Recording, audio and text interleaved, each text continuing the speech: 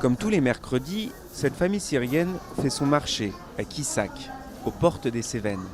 Une vie très calme après un périple infernal.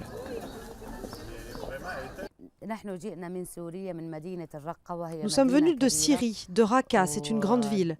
Nous sommes d'abord allés de Raqqa en Turquie. Nous sommes restés en Turquie pendant 2 ans et après nous sommes arrivés en France. La communauté protestante nous a accueillis. Nous sommes hébergés par l'Église depuis 2 ans et demi. Pourchassés par le groupe État islamique, comme par Bachar el-Assad, cette famille d'intellectuels ne compte pas rentrer, malgré l'annonce récente de la chute du califat. Mais l'adaptation à la vie à la campagne n'est pas aisée pour autant. Les Al-Fakri bataillent, pour l'instant en vain, pour obtenir un logement HLM à Montpellier. Et sans équivalence de permis de conduire, leurs déplacements sont limités, tout comme les possibilités d'apprendre le français et de travailler.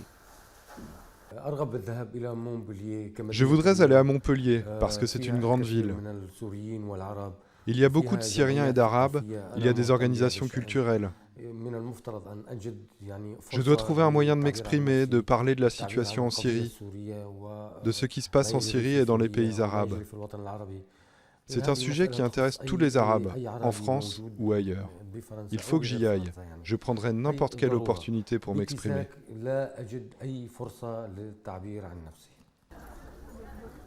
Les choses vont beaucoup mieux pour Haitham, leur fils, qui a repris ses études à Montpellier.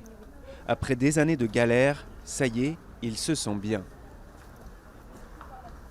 Mais en France, franchement, je commence à mon tour est plus stable.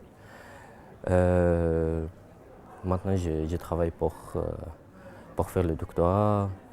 Après, je sais pas.